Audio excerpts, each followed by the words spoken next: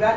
Y lo que viene a continuación son 4 monólogos que vienen de la mano de Odisea Teatro, que sabemos que lo dirige nuestro muy querido amigo Manolo Foncubierta, que siempre está con nosotros cuando hace falta, y por supuesto hoy sin problema ninguno, al contrario. Bueno, pues van a presentar 4 monólogos. El primero es María Magdalena y lo interpreta Lola García Sueiro. El segundo son Los perjuicios del tabaco y lo representa Gerardo Gabaldón. El tercero se llama La puta en el manicomio y lo presenta Salud Bodio. El cuarto, Las gaviotas, que lo representa Loli García Sueiro y Berta Espinado. Bueno, pues solamente decirle que estamos seguros, totalmente seguros de que estos monólogos les va a satisfacer plenamente. Gracias Manolo, gracias a todos y por supuesto gracias a vosotros por estar aquí con nosotros. Muchas gracias.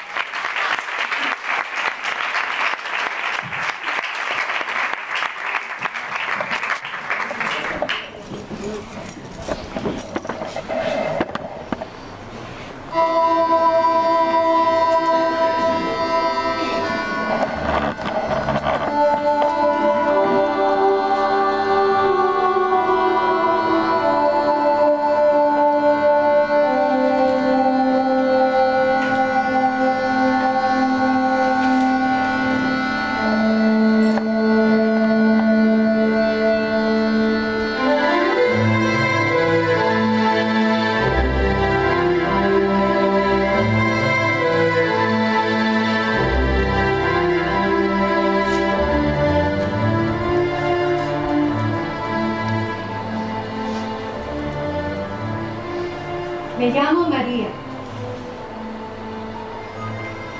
Me llama Magdalena. Matala es el nombre de mi pueblo. Es la pequeña comarca donde mi madre poseía los campos, donde mi padre poseía los vinos. Nací en Matala. Al mediodía, mi hermana Marta repartía jarras de cerveza a los obreros en la cama. Yo me llegaba a ellos con las manos vacías. Veían mi sonrisa al empezar. Sus miradas me palpaban como si yo fuera una fruta ya casi madura, cuyo sabor depende de un poco más de sol. Mis ojos eran nocieras atrapadas en la red de mis pestañas.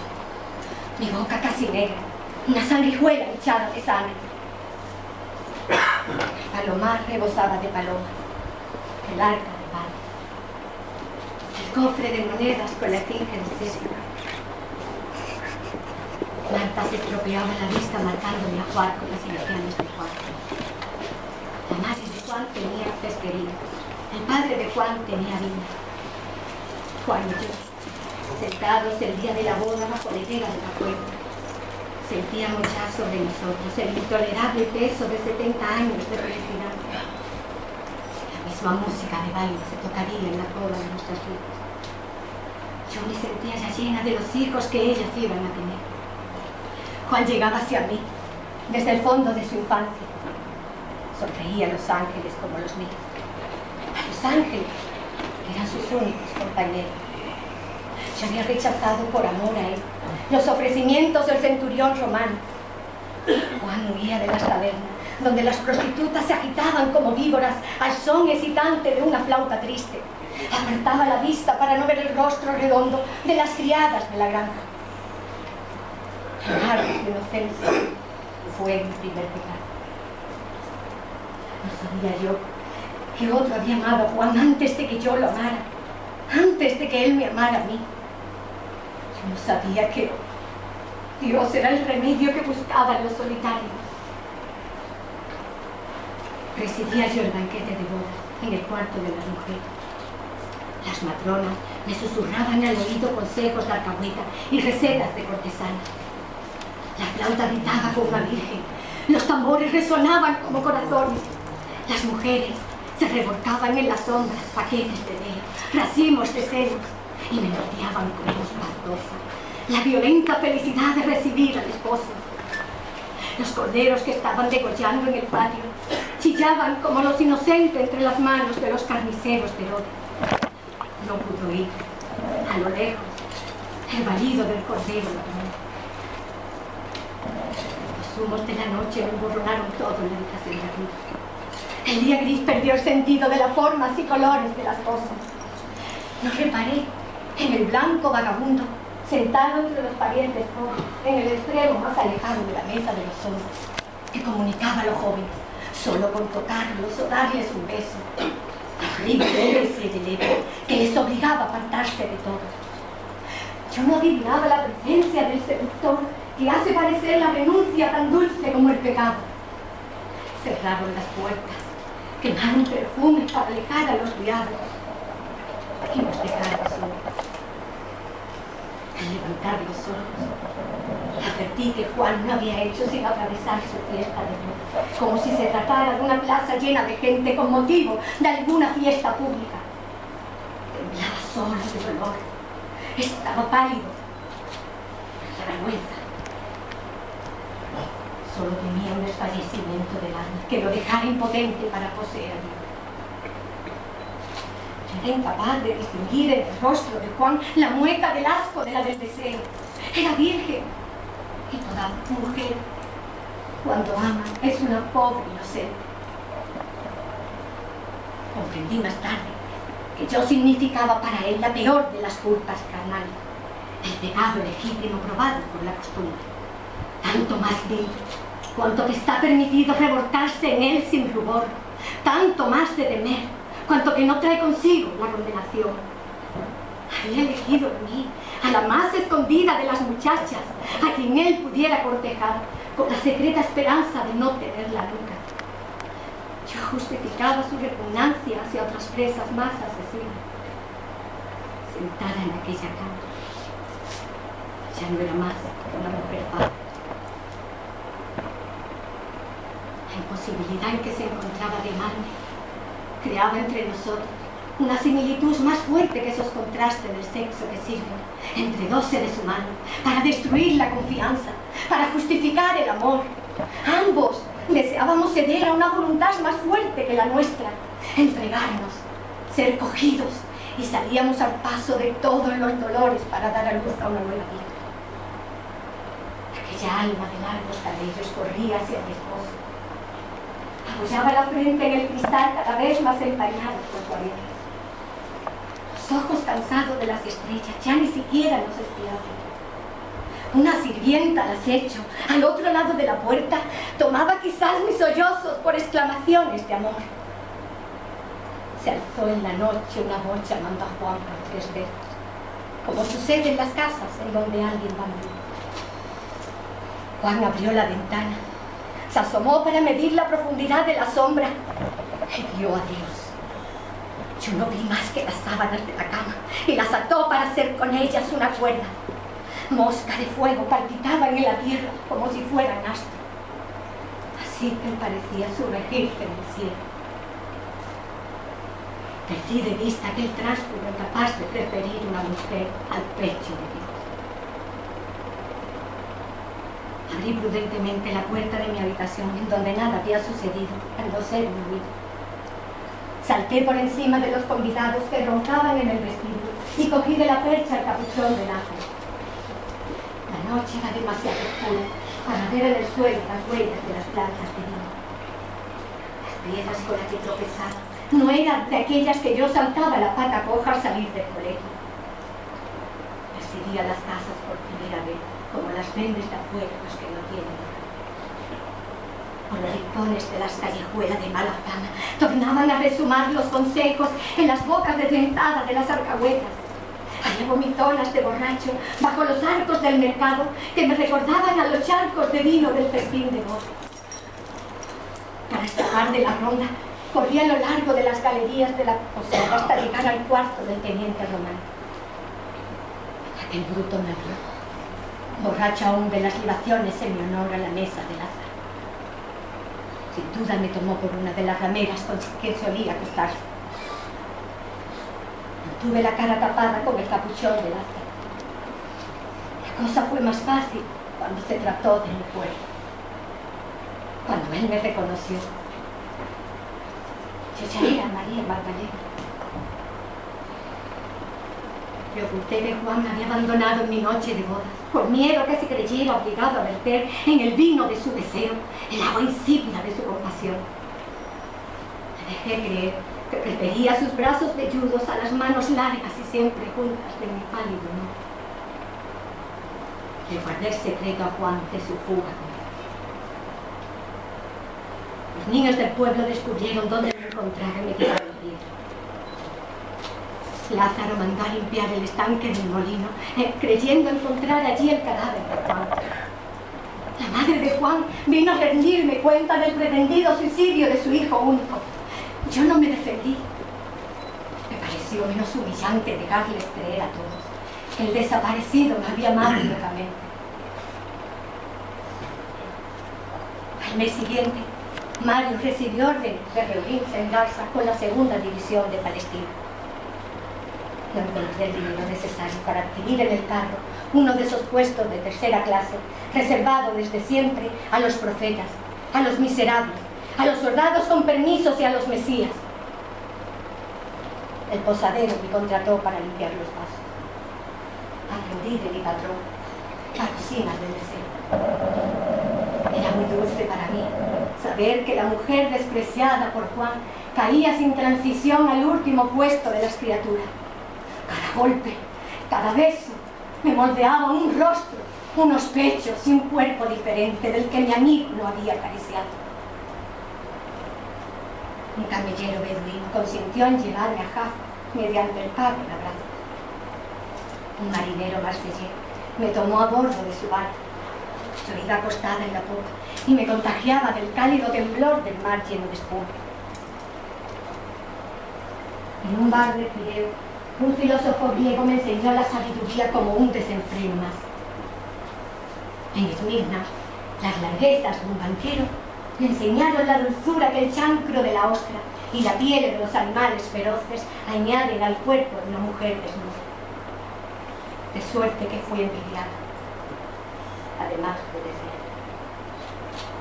En Jerusalén, un fariseo me enseñó a hacer uso de la hipocresía como si fuera un colorete inalterable. En un tugurio de Cesarea, un paralítico ya curado me habló de Dios.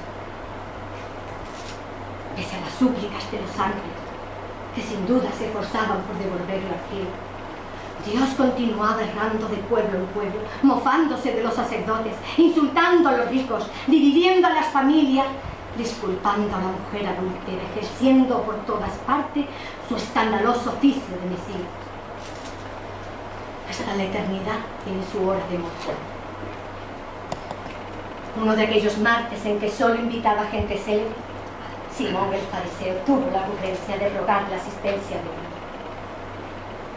Yo había rodado tanto, con la intención de darle a aquel terrible amigo una rival menos ingenua. Seducir a Dios era quitarle a Juan su porte de eternidad, era obligarlo a recaer sobre mí con todo el peso de su cargo. Pecamos porque Dios no está. Como nada perfecto se muestra a nosotros. Nos resarcimos con las criaturas. Cuando Juan comprendiese que Dios solo era un hombre, ya no habría ninguna razón para que no prefiriese mi seno. Me atavié como para ir al baile, me perfumé como para meterme en una cama. La entrada en la sala del banquete hizo que se parasen todas las familias. Los apóstoles se levantaron con gran tumulto por miedo a verse infectados por el roce de mi espalda. A los ojos de aquella gente, yo era tan impura como si estuviera continuamente sangrando. Tan solo Dios permanecía sentado en la banqueta de fuera. Instintivamente reconocí aquellos pies desgastados de tanto andar por todos los caminos de nuestro infierno. Aquellos cabellos llenos de piojos de astros, aquellos grandes ojos puros como únicos pedazos que de sus cielos le heredábamos. Era feo como el dolor, estaba sucio como el pecado. Caí de rodillas tragando mi salivazo, incapaz de añadir el sarcasmo al horrible peso del desamparo de Dios. Me di cuenta enseguida que no podría seducirlo, pues no huía de mí. Deshice mis cabellos como para tapar mejor la desnudez de mi culpa. Vací ante él el frasco de mi recuerdo. Comprendía que aquel Dios fuera de la ley debía de haberse deslizado una mañana fuera de las puertas del alba, dejando tras de sí a las personas de la Trinidad sorprendidas de no ser más que dos. Se había alojado en la posada de los días, se había prodigado innumerables transeúntes que le negaban su alma, mas reclamaban de él todas las tangibles alegrías. Había soportado la compañía de bandidos, el contacto de leprosos, la insolencia de los policías. Consentía, al igual que yo, en pertenecer a todo. Espantoso destino. Puso sobre mi cabeza su ancha mano de cadáver, que parecía hallarse ya sin sangre. No hacemos más que cambiar de esclavitud. En el momento preciso que me abandonaron los demonios, me convertí en posesa de Dios. Juan se borró de mi vida como si el evangelista no hubiera sido para mí, sino el precursor. Frente a la pasión, me olvidé del amor. He aceptado la pureza como la peor de las perversiones. He pasado noches enteras tiritando de rocío y de lágrimas, tumbada en el campo, en medio de los apóstoles, como un montón de corderos enamorados del pastor. He envidiado a los muertos sobre los que se acuestan los profetas para resucitar. Ayudé al divino curandero en sus curas maravillosas. Fueron mis lágrimas y mis gritos los que no obtuvieron del dulce taumaturgo el segundo nacimiento de Lázaro. Aquel muerto, envuelto en velo, que daba sus primeros pasos frente al umbral de la tumba, era casi nuestro hijo. Le busqué discípulo, mojé mis pálidas manos en el agua de fregar de la Santa Cena. Me mantuve al acecho en el escuadre de los olivos, mientras se daba el golpe a la redención. Tanto lo quise, que dejé de compadecerme. Mi amor se cuidaba de agravar ese desamparo, lo único que lo convertía en Dios. Para no arruinar su carrera de Salvador, consentí en verlo morir a la manera de un amante que consiente en que su amado haga un brillante matrimonio. En la sala de los pasos perdidos, cuando Pilatos nos dio a elegir entre un fascineroso y Dios, grité como los demás, que soltaran la barrabás. Quería acostarse en el lecho vertical de sus náuseas eternas. Asistí al momento horrible que lo ataban con cuerda, al beso que le dio a la esponja una empapada de un amargor marino, a la lanzada del soldado que se esforzaba por perforar el corazón del divino vampiro con miedo a que tornara a levantarse para chuparle por mí. Sentí estremecerse sobre mi frente aquella dulce ave de rapina clavada en la puerta de los dientes. Un viento de muerte horadaba los cielos, desgarrándolo como si fuera un velo.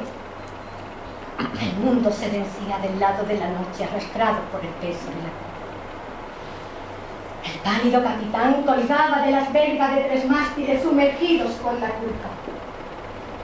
El hijo del carpintero pagaba los errores que su Padre Eterno había cometido en sus cálculos. Yo sabía que nada bueno podía nacer de su suplicio. El único resultado de aquella ejecución iba a ser mostrar al hombre que es fácil deshacerse de Dios. Los dados trucados del altar saltaban inútilmente en manos de los centinelas. Los harapos de la túnica infinita no le servían a nadie para hacer su traje. En vano vertía a sus pies la ola oxigenada de mi cabellera. En vano intenté consolar a la única madre que ha concebido a Dios. Mis gritos de mujer y de perra no llegaban hasta mi dueño muerto. Los ladrones armenios compartían su misma vida. En medio de aquel eje por donde pasaba todo el dolor del mundo, yo nacía sin estorbar su diálogo con Dios. Levantaron escaleras, alaron cuerdas. Dios se desprendió como un fruto maduro, dispuesto ya a pudrirse en la tierra del sepulcro. Por vez primera su cabeza inerte descansó en mi hombro. El jugo de su corazón nos ponía en las manos pegajosas como en época de delito. José de Arimatea delante de nosotros como familia. Juan y yo nos doblábamos bajo el peso de aquel cuerpo más pesado que el hombre. Unos soldados Nos ayudaron a colocar una piedra de molino, tapando la entrada al sepulcro. Nos regresamos a la ciudad hasta que llegó el frío del sol crepuscular. Volvíamos a encontrarnos, no sin estupor, con tiendas y teatro, con la insolencia de los taberneros, con los diarios de la tarde cuyas páginas de sucesos llenaban la pasión. Pasé la noche escogiendo mis mejores sábanas de cortesano. Al llegar la mañana, envié a Marta a comprar todos los perfumes que encontrase al mejor precio. Cantaban los gallos como si quisieran refrescar el arrepentimiento de Pepe. Asombrada de que llegara el día, me metí por un camino de arrabales bordeados de manzanas que me recordaban la culpa y de viñas que me recordaban la redención. Guiada por un recuerdo, ángel incorruptible, entré en aquella caverna horadada en lo más profundo de mí misma. Me acerqué a aquel cuerpo como a mi propia tumba. Yo había renunciado a toda esperanza de Pascua, a toda promesa de resurrección. No me di cuenta que la piedra del lagar se hallaba tajada en toda su longitud a consecuencia de una fermentación divina. Dios se había levantado de la muerte como de un sueño de historia. De la tumba colgaba las sábanas mendigadas al jardinero. Los granos de incienso rodaron por el suelo del sepulcro y cayeron al fondo de la noche. Las paredes me devolvieron mi aullido de vampiro insatisfecho. Al salirme fuera de mí, me di a la piedra con el dintel. La nieve de los narcisos permanecía virgen de todo cuello y mano. El jardinero, encorvado hacia el suelo, escardaba un macizo de flores. Levantó la cabeza bajo el sombrero de paja que esbozaba una aureola de sol y de verano. Ahí, llena de dulce temblor, que las mujeres enamoradas creen sentir cómo se derraman sobre su cuerpo la sustancia de su corazón. Él llevaba al hombro el rastrillo que utiliza para cortar nuestras cuerdas. En las manos, el ovillo y las tijeras de podar que las parcas confían a su hermano Terra. Quizás se preparase a bajar a los infiernos por el camino de la raíz. Conocía el secreto del remordimiento de las ortigas, de la agonía de la lombriz de tierra. La palidez de la muerte permanecía en él, de suerte que parecía verse disfrazado de vida. Yo adivinaba que su primer ademán sería para apartar a la pecadora contaminada por el deseo. Me sentía babosa en aquel universo de flores. El aire era tan fresco que las palmas de mis manos tuvieron la sensación de apoyarse en un espejo. Mi maestro muerto había pasado al otro lado del espejo. Mi aliento enturbió la gran imagen. Dios se borró igual que el reflejo sobre el cristal de la mañana. Mi cuerpo opaco no era un obstáculo para que él resucitara. Se oyó un crujido, puede que en el fondo de mí misma. Caí con los brazos en cruz, arrastrada por el peso de mi corazón. No había nada detrás del espejo que yo acababa de romper. Me encontraba de nuevo, más vacía que una luz, más sola que una mujer abandonada. Por fin conocía toda la atrocidad de Dios. Dios me había robado no solo el amor de una criatura halagada en que uno se figura que son insustituibles. Dios me robaba además mis náuseas de embarazada, mis sueños de recién parida, mi siesta de anciana en la plaza del fuego, la tumba cavada al fondo del cercado en donde mis hijos me hubieran enterrado. Por fin conocía toda la atrocidad de Dios. Después de mi inocencia, Dios me robaba mis culpas. Ni siquiera quiso que yo me embriagara con un sueño. Como el peor de los celosos, ha destruido esa belleza que me exponía a recaer en las camas del deseo. Cuelgan los pechos, me parezco a la muerte, a esa vieja amante de Dios. Mis amantes de antaño se acostaban sobre mi cuerpo sin preocuparse de mi alma. Mi celeste amigo de corazón solo se preocupó de calentar esa alma eterna. De suerte que una mitad de mi ser no ha dejado de sufrir, y sin embargo me ha salvado.